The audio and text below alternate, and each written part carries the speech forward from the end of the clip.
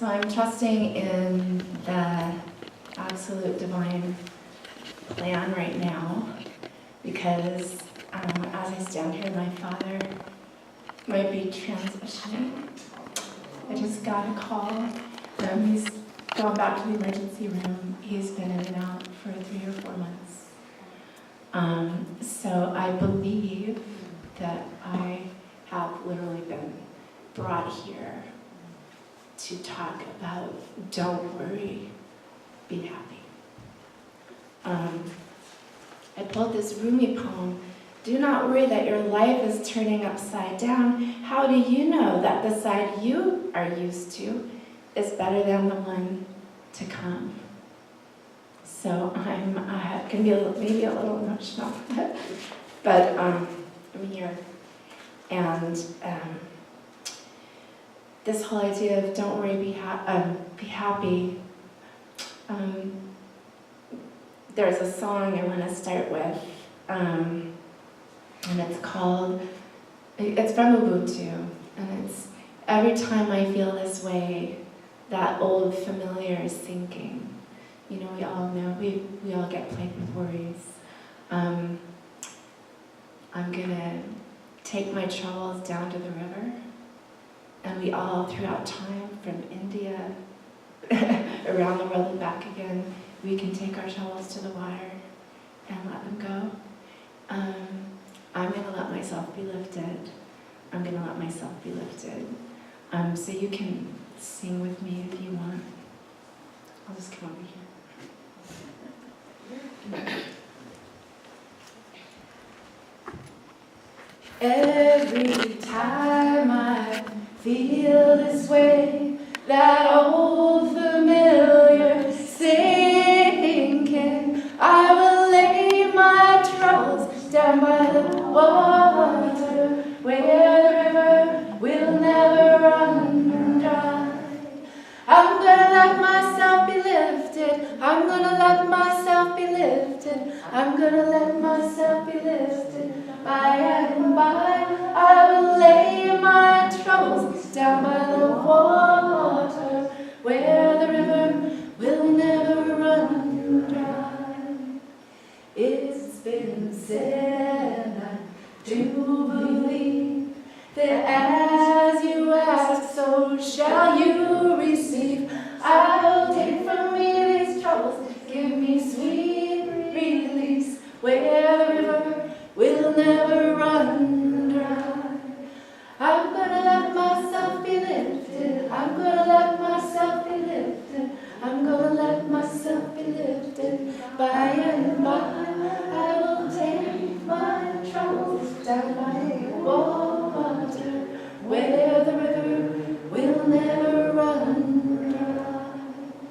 This river will never run dry.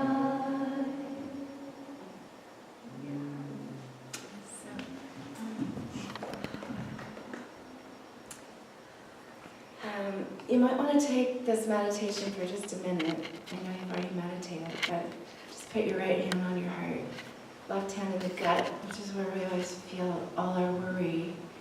And just maybe close your eyes for a second and think of that, the biggest worry you have right now. And just try to take that big inhale and find it. And then take that big exhale and pull it right up your whole spine, through every chakra, and breathe it out.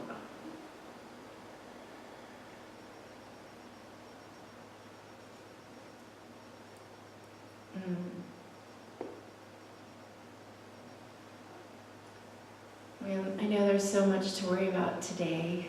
We worry about our fragile nature, natural disaster, climate change. All the leaders of the world seem to be getting more and more dictatorial and making frightening choices. North Korea, nuclear bombs, all the fears we have. Sometimes I think, maybe we have more fears than we've ever had in our lives, more things to worry about than ever in the history of time. And then you think, no, worry has always been here. And maybe in the past we were worrying about the plague, and now we're just worrying about health insurance. But, worry is natural. It begins in September. We're used to it because we all went to school. You might be still going to school in September, and you're all, it's the first day of school in September. Oh my gosh, am I ready? Am I going to get all A's? Am I going to have friends? Is everybody going to like me? Is everybody going to hate me? Did I put my hair up right? But then we jump in like children do, and we are in the magical world of encounter and discovery and learning and friendship. And spiritual leaders have struggled with this for a long time. How do we deal with our worry, and how do we let it go? There's a story I wanted to share with you. It's from a Chinese philosopher named Chuang Tzu, who described this apophatic way, they call it, of letting go. And this was in the 3rd or 4th century BC. So an ancient story. And it's about a wood carver whose name was King. And he was commanded by the village prince to carve a bell stand. And he did. He carved this absolutely exquisite, gorgeous, beautiful stand. And the people assumed he'd been possessed, that some spell had been cast upon him because this was truly beyond beauty. And the prince wanted to know his secret. And King replies that he has no secret. His is a process available to anyone who is willing. He speaks of guarding your spirit, not expending it on things that don't matter, which is what you do when you worry. He protects the source of his art and spirit by releasing that whatever it is that distracts him. So he says, it's a process of self-emptying and letting go. After 3 days fasting, says the word carver, I had forgotten gain and success. After 5 days fasting, I had forgotten praise and criticism. So then he had attentiveness, which lay on the other side of his ego, all these ego concerns. And only then does he go into the forest to see the trees in their natural state. Only then, on that far side of letting go, does King realize the privilege of that live encounter right there, right now. He says, when the right tree appeared before my eyes, the bell stand also appeared in it, clearly beyond doubt. So I want to go back with this. What's the first thing you do? You fast for 3 days. So we forget to do this.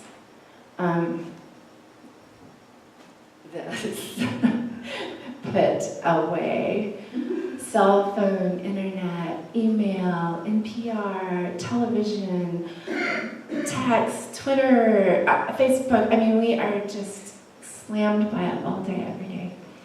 And so to take the call to go away on retreat, to fast for 3 days, not just 2 minutes.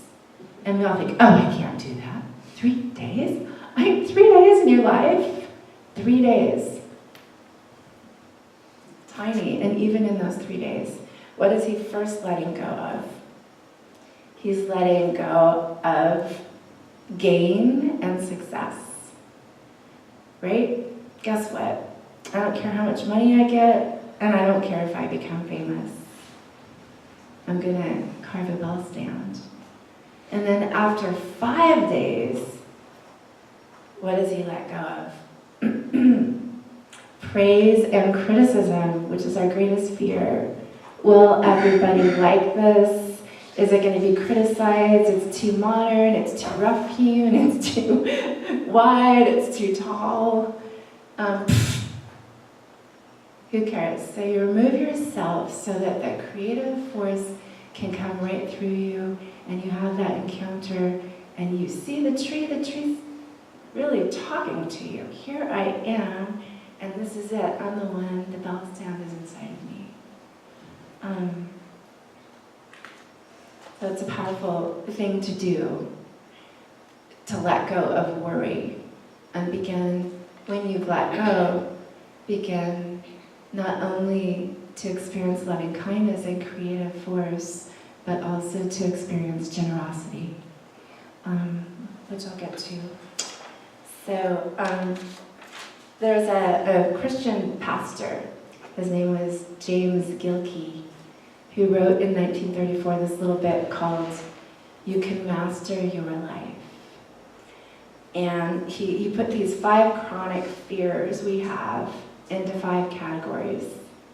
The first one is worries about disaster, which we just got, oh my God, the 23rd is going to be the end of the world, right? And we've heard that over and over again, or oh my God, the hurricanes.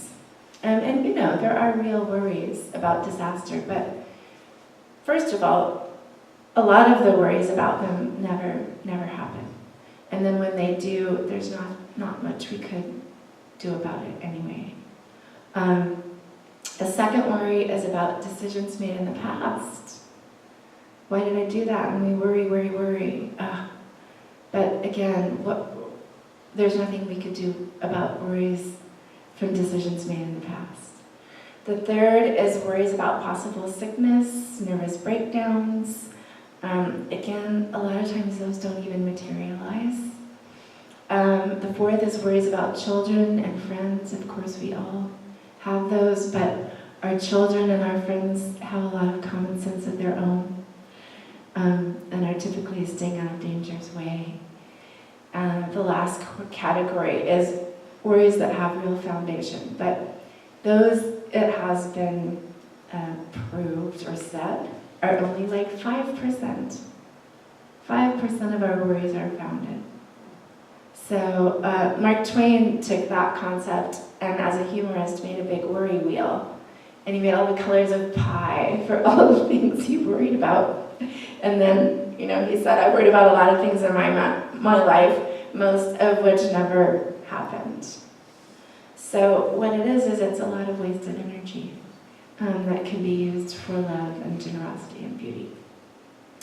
So his next step to this conquest of anxiety, in just a minute I'm going to get to, but F. Scott Fitzgerald also wrote a letter to his daughter, Scotty, and itemizing these things not to worry about and what to worry about. And he wrote to his daughter, things to worry about.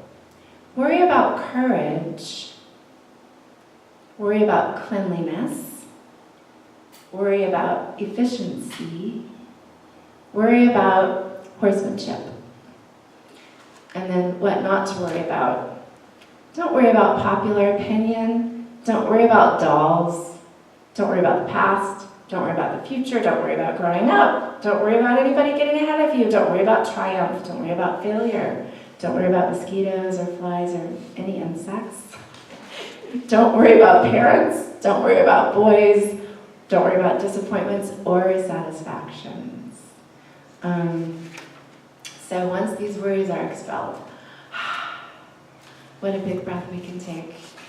And like I said, we can make ourselves available then to loving kindness, to engaging in the things we believe in, to being there for other people, especially other people who may be going through the same thing we went through and were worrying about. So we see that today, that incredible loving force of human nature where, okay, the hurricane just came in. All the people from Hurricane Katrina are flying to Houston. They're flying to Puerto Rico. They're helping the people who they went through that and are helping those now to keep them from that worry and keep them from that hardship. That happens all the time. So in our God language, we are, once again, when we let go, surrendering to that beautiful force.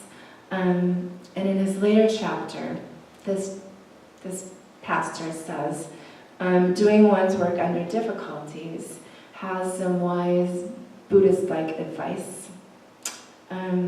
He says we should make ourselves stop trying to explain our own difficulties. Our first impulse is to try to account for them, figure out what has happened, and why did it happen? Sometimes such an effort is beneficial, but more often it's distinctly harmful. It can lead to self-pity, vain regret, and almost invariably it creates within us this dangerous mood of confusion and despair. Many of life's hard situations cannot be explained.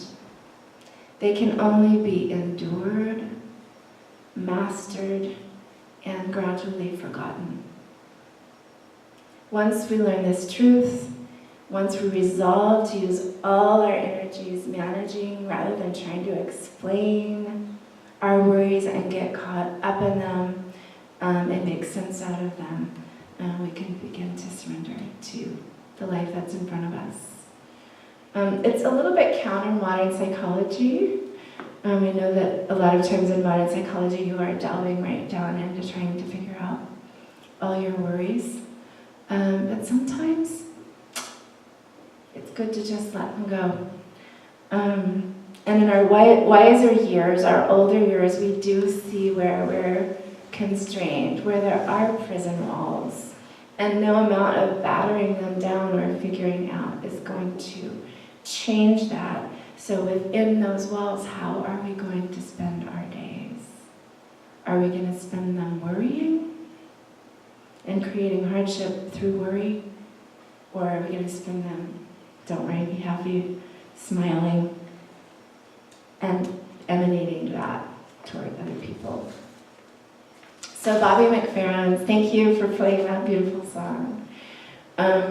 Don't worry, be happy. It's kind of a timeless oracle of mental health. It's got a little neuroscience in it, got some psychological insights in it on happiness.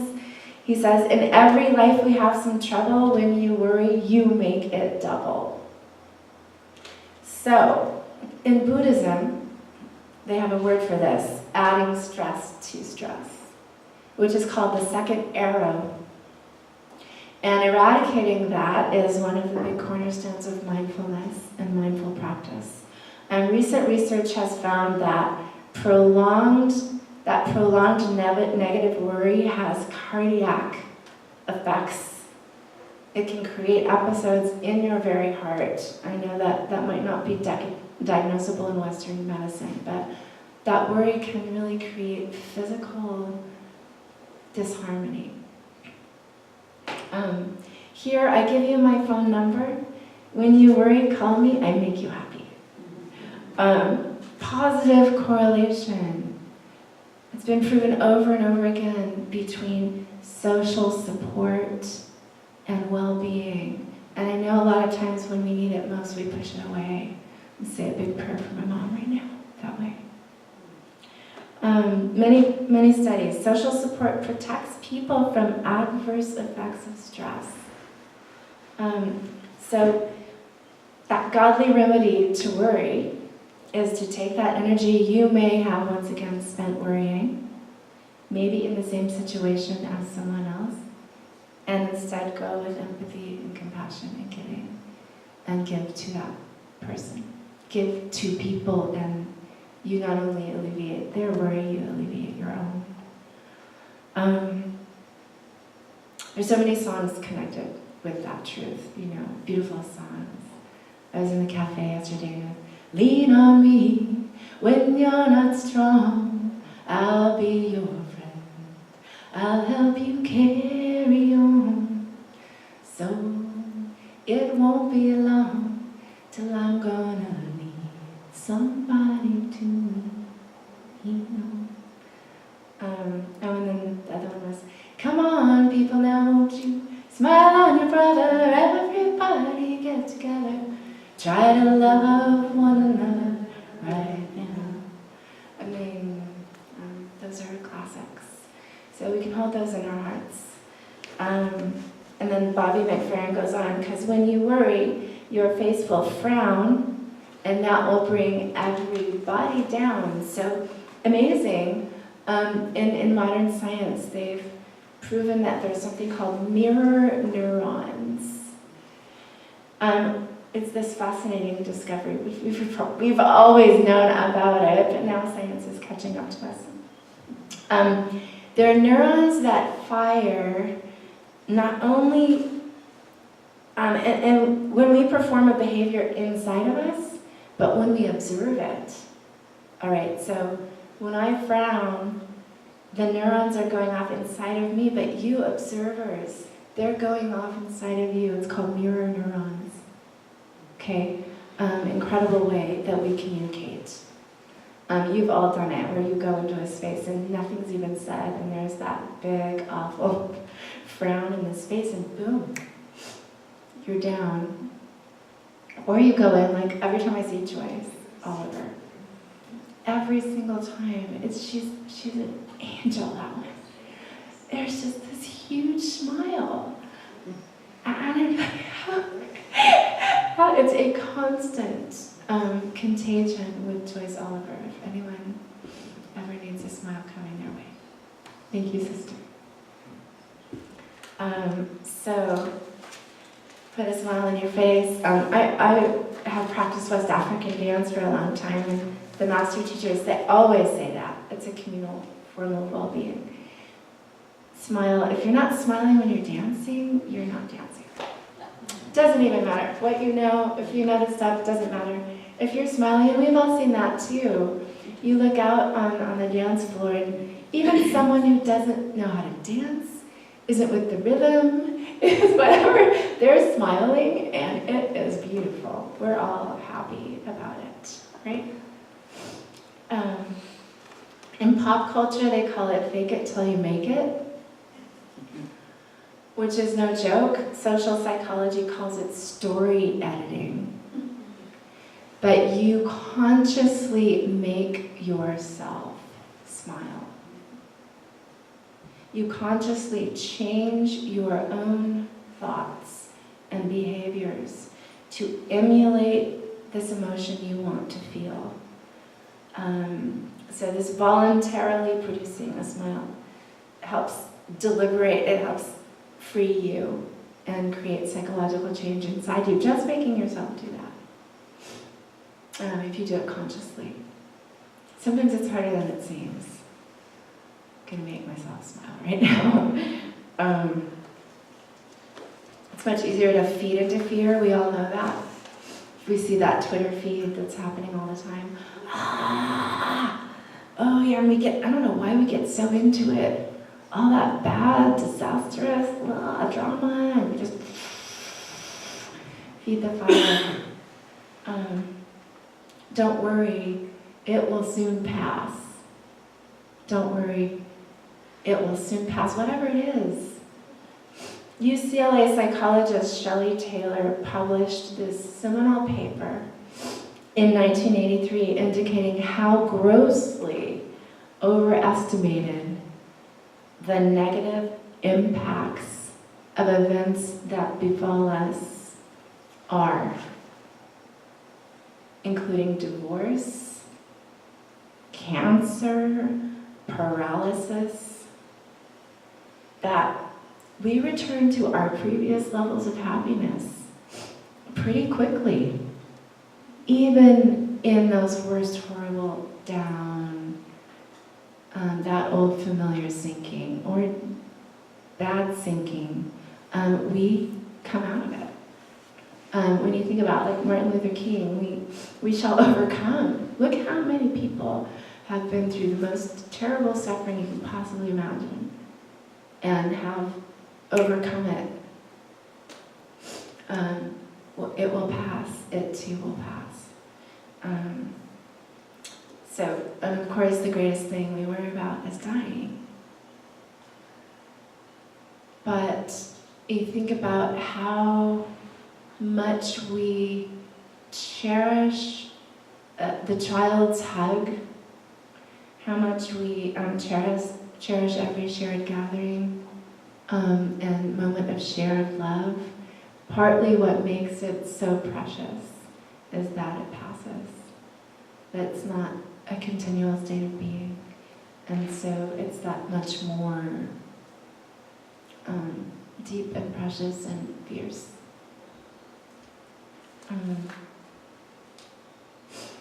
So I want to give you a few more Rumi poems to finish. And one of them says, "Oh soul, you worry too much. You have seen your own strength. You have seen your own beauty. You have seen your golden wings. Of anything else, why do you worry? You are in truth the soul of the soul of the soul." And then there's this one I've always loved. This being human is a guest house. Every morning, a new arrival. A joy, a depression, a meanness, some momentary awareness comes as an unexpected visitor. Welcome and attend them all, even if they're a crowd of sorrows, who violently sweep your house empty of its furniture. Still treat each guest honorably. He may be clearing you out for some new delight. So, on that note, I'm going to say, don't worry, be happy. And I'm really, really grateful for you all holding the presence for me.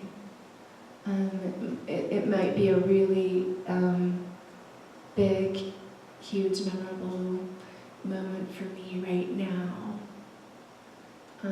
Letting go of someone I just absolutely adore.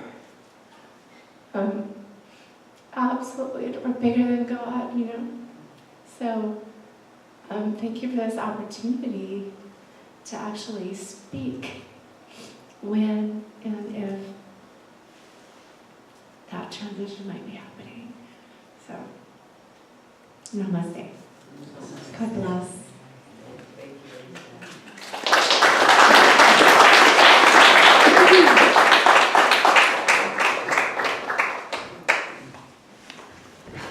I'm going to just lean here. I'm going to talk.